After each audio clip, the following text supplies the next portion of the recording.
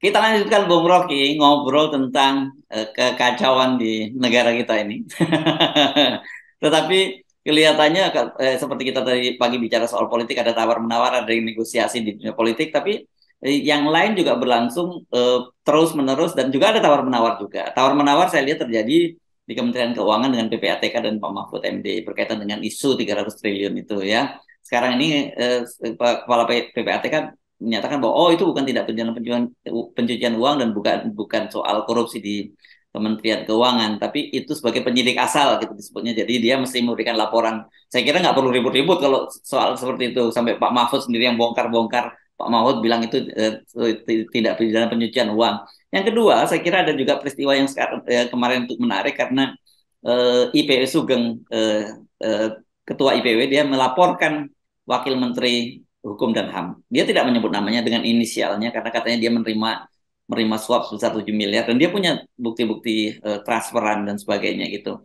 Nah, belakangan kemudian dibantah oleh Wakil Menteri Wamenkumham Profesor Edi yang menyatakan itu urusan dia dengan Aspri dia. Jadi nggak ada urusannya, dia nggak terima uang sesen pun. Nah, tapi saya kira kalau tahu betul ya apa yang disampaikan oleh Pak Wamenkum ini, saya agak agak agak bingung juga ya kok bisa Asprinya itu tetap menjadi lawyer yang aktif gitu loh. Oke, mungkin aturannya boleh, tapi Ya secara ini, etika berat kan Bung Rocky ya. jadi dengan mudah kita bertanya, apakah Aspri itu adalah Aspri yang merangkap lawyer atau lawyer yang merangkap Aspri kan? Mhm, mhm. Dasarnya di situ kan. Ya, Dari manapun kita bicara, kedekatan si lawyer dengan sang menteri, sang wakil menteri itu artinya kedekatan informasi itu. Dan ya. itu kedekatan itu yang akan dimanfaatkan oleh orang yang mau bribe, yang mau menyogok segala macam. Yang udah terjadi ditemukan 7 miliar itu. Itu kemana uangnya? Ya pasti ke Aspri. Tapi masalahnya Aspri itu dapat uang itu atas dasar dia sebagai lawyer atau karena kliennya tahu bahwa dia adalah Asprinya uh, Wamen. wakil menteri Edi ini. Jadi di Hmm. situ konflik of interestnya tuh. Masa Pak Edi nggak bisa paham bahwa apapun yang tersamar, bahkan yang tersamar pun itu akan diduga kuat sebagai konflik of interest. Jadi yang samar-samar pun pasti orang bisa anggap itu konflik of interest. Kan prinsipnya di dalam kebersihan birokrasi, semua yang jelas itu tidak perlu dipertanyakan. Yang tersamar justru itu yang berbahaya tuh. Hmm. Jadi kalau dia anaknya uh, Edi misalnya udah jelas itulah itu konflik of interest. Tapi yang tersamar itu lebih berbahaya. Ini Hmm. tersamar, lawyer yang merangkap Aspri artinya lawyer yang mencari akses informasi pada si wakil menteri. Atau Aspri yang merangkap lawyer artinya Aspri yang menggunakan kedudukannya untuk tukar nama kasus. Di dalam semua uh, kalkulasi itu artinya konflik of interest. Jadi itu intinya. Jadi nggak usah main-main dengan istilah konflik of interest tuh. Karena justru makin terlihat bahwa membela diri itu setelah dibongkar itu artinya dia tahu bahwa ada elemen konflik of interest yang dia sembunyikan. Ya, ya, ya. Ini sama juga dengan yang kemarin kita bahas ya soal soal staf khususnya Ibu Risma gitu ya. Ya, Yang itu sama aja itu semua itu. ya. Jadi dari satu paket soal kebersihan, soal integritas dari pejabat negara, ya memang terlihat bahwa Wamen ini justru permisif terhadap konflik of interest kan. Kan dia Ya. mesti bilang dari awal, Anda asli saya ya, Anda berhenti jadi lawyer tuh. Kan Hmm. itu dasarnya. Bukan baru sekarang mengatakan ya kan itu dia lawyer tuh. Urusan apa melakukan apologi semacam itu tuh. Jelas itu adalah bahaya. Atau dia bilang Anda masih lawyer, oke berhenti sebagai aspri itu. Kan Hmm. itu cuma itu pilihannya kan. Bukan dua-duanya diiyakan itu. Kalau Hmm. begitu nanti Edi juga akan berprofesi lagi sebagai lawyer. Dan si Asprinya bilang ya boleh loh Pak tuh kan kita sama-sama dua fungsi gitu kan. Jadi kelihatannya standar etik itu bisa dipermainkan hanya untuk berkelit dari kejahatan. Ya, ya, ya. Jadi apapun dalihnya ya, yang seperti Anda sebut lawyer melangkap Aspri atau Aspri melangkap lawyer tetap aja sama itu adalah pelanggaran etika dan saya kira soalnya pejabat publik itu justru yang paling utama justru etika itu Bung Rocky dan etika itu di atas persoalan hukum kan orang kita selalu ngomong bahwa oh legal formalnya kita nggak melanggar tapi secara etika itu melanggar dan itu sebenarnya jauh lebih berat kan. Ya, itu yang nggak pernah dimengerti oleh pejabat-pejabat ini. Dianggap ya ini kode etik. Ini bukan kode etik, ini etik. Berbeda dengan kode etik. Bahwa nanti akan ada hukuman publik, tapi itu kan nggak melanggar hukum. Loh, hukuman publik itu menentukan nasib Anda sebagai manusia politik. Tuh. Mungkin Anda nggak akan dihukum, tapi tetap Anda cacat itu. Dan itu bagian yang kita ingin terapkan justru. Sama seperti soal PPATK, ya Sri Mulyani bisa ngelak-ngelak aja bahwa dia nggak tahu segala macam itu. Lalu PPATK bahkan dorong, kita udah sebutin kok, udah 200 kali kita sebutin. Nah sekarang PPATK bilang enggak, itu kita sebutin sebagai laporan doang. Kalau sebagai laporan ngapain mesti ditekan-tekankan 200 kali kan? Jadi sebetulnya dari awal kita tahu ini juga pelanggaran etik loh. Bahwa PPATK akhirnya mundur lagi tuh karena tekanan politik pasti itu. Dan itu yang menyebabkan negeri ini gak bisa maju secara moral. Karena Sri Mulyani sebetulnya waktu udah dengar 300 triliun dan 200 kali diajukan, ya udah diam aja, dia mesti refleks bahwa oh ya itu memang salah saya. Maka untuk sementara saya mundur, maka saya persilakan PPATK untuk menerangkan ke publik apa sebetulnya masalahnya. Lalu PPATK dengan mudah menguraikan problem itu. Kenapa dia 200 kali kirim, kenapa itu ada 300 triliun, aspek apa aja yang tersangkut di situ. Jadi PPATK lebih lega. Tetapi kalau Sri Mulyani nggak mau mundur, PPATK juga takut. Jangan Sri Mulyani fight back, terus kena lagi PPATK kan. Karena soal-soalnya begitu tuh. Atau Sri Mulyani menghitung bahwa ya saya masih mampu lah menerangkan itu. Karena saya tahu kemana arahnya uang itu mengalir sebetulnya. Dipakai buat apa itu. Jadi sekali lagi, soal-soal begini itu begitu terjadi pergantian rezim akan dibongkar habis-habisan. Mau 5 tahun ke depan, 10 tahun ke depan. Tetapi poin kita adalah, atau poin FNN, Mahfud yang memulai ini dia mesti meneruskan logikanya bahwa ini adalah korupsi, inilah pencucian uang. Mau Sri Mulyani nggak ngaku, mau PPT nggak ngaku, beban pembuktian sekarang ada pada saudara yang ada teman kita itu Profesor Dr. Mahfud MD. Dia mesti terangkan tuh kenapa Sri Mulyani nggak mau mundur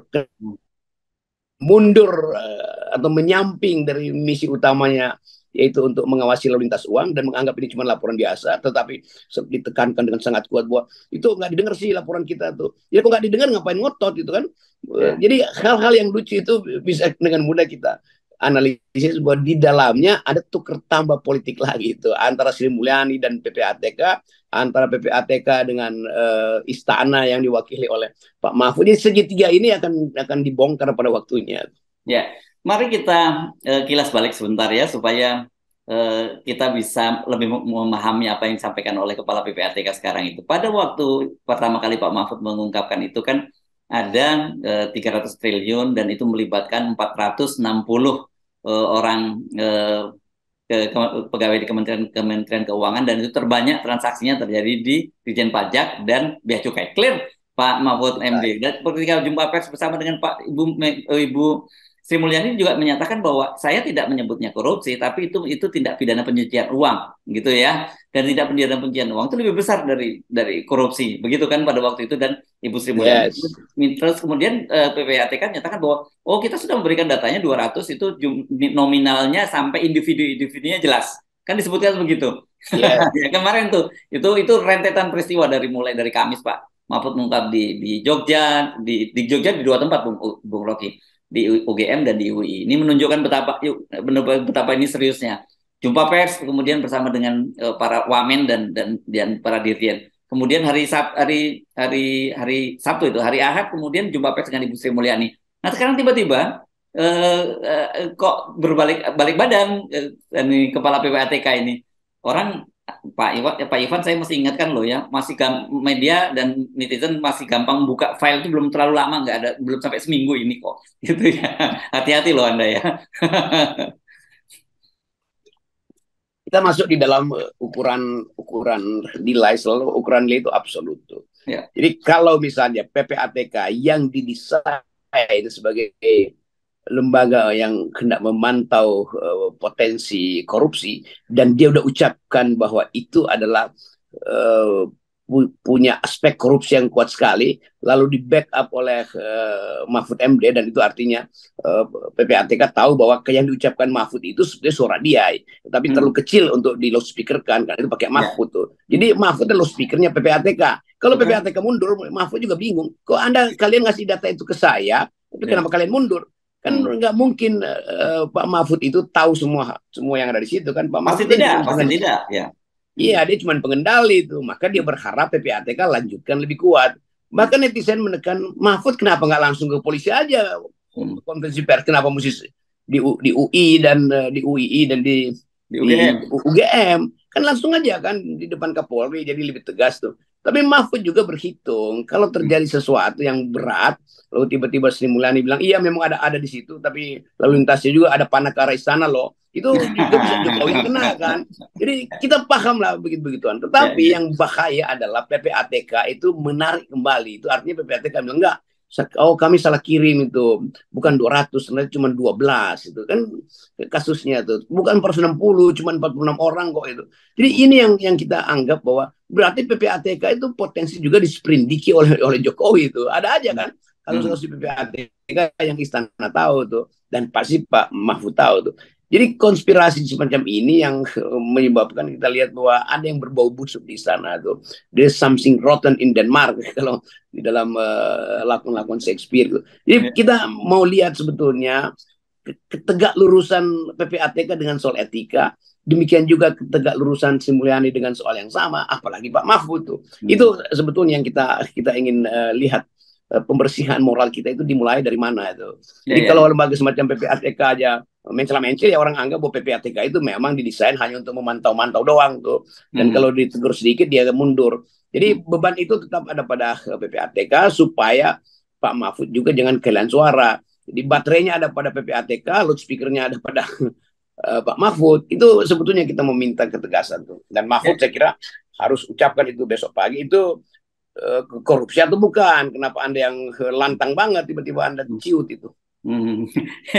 Dan karena keanehan-keanehan itu pasti kita mencium sesuatu ya. Nggak mungkin terjadi semacam itu kalau tidak ada sesuatu. Ini pasti ada sesuatu di belakang layar gitu yang terjadi sehingga kemudian kepala PPATK kemudian mengucapkan hal itu. Ya kita harus duga bahwa udangnya udah kelihatan di depan batu sebetulnya. Nah, itu mau ditutupin dengan apa? Ya dipancing aja udangnya kan, digoreng itu. Jadi satu problem kita selalu adalah kejujuran untuk meneruskan kasus. Ini lama-lama juga hilang juga, lalu orang lupa. Tetapi ingatan orang akan balik lagi ke DPR, di mana buruh itu mengkaitkan bahwa ini perjuangan mereka itu bukan sekedar omnibus law, tetapi perampokan uang negara, sehingga posternya Ibu Sri Mulyani itu dipampang di situ sebagai penjahat kan. Itu nggak bisa dihapus tuh. Itu udah masuk di dalam wilayah evaluasi publik. Jadi apapun Sri Mulyani cacatnya udah terlalu besar itu, dan itu akan berlanjut di era pergantian kekuasaan nanti. Yes, oke. Jadi mau diakui atau tidak, mau ditarik lagi atau tidak, itu sebenarnya tidak berpengaruh ya. Karena publik sudah punya satu kesimpulan tersendiri juga gitu. Dan orang percaya pasti apa yang diucapkan pertama kali, bukan kemudian dia yang diucapkan yang terakhir. Gitu. Iya, kejujuran awal itu selalu dianggap sebagai kelurusan tuh. Kalau kejujuran berikut itu udah bengkok-bengkok tuh. Yes. Ini pelajaran kita bahwa ini menyangkut dua orang yang kita anggap mampu untuk membersihkan cacat moral dalam kabinet, itu Mahfud MD dan Sri Mulyani. Ternyata dua-duanya juga tidak punya semacam ya sikap tegas untuk mengatakan kami bertanggung jawab. Jadi kalau Sri Mulyani mengatakan dia bertanggung jawab, maka mestinya dia kasih kesempatan PPATK untuk usut lebih jauh tuh, supaya PPATK dapat moral support dari menteri untuk mengucapkan di mana sebetulnya 360 triliun itu harus diletakkan sebagai kasus tuh. Apakah korupsi, apakah pencucian uang, atau banyak hal yang bisa diurai dari nama-nama itu tuh. Jadi itu nggak terjadi. Artinya 460 nama itu akan dipetieskan oleh Sri Mulyani itu.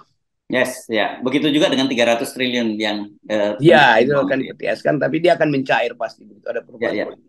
Ya. Oke. Baik, makin menarik saya kira, Bung Rocky. Justru kalau dibongkar-bongkar serius, malah kita sendiri mungkin nggak, malah bingung, benar nih serius apa enggak. Tapi kalau ditarik ini justru buat kita semakin menarik malahan gitu.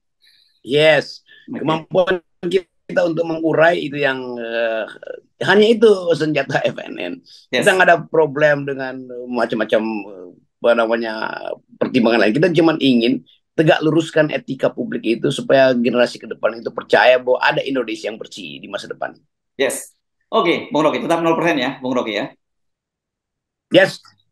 Intinya di situ. Ya, oke.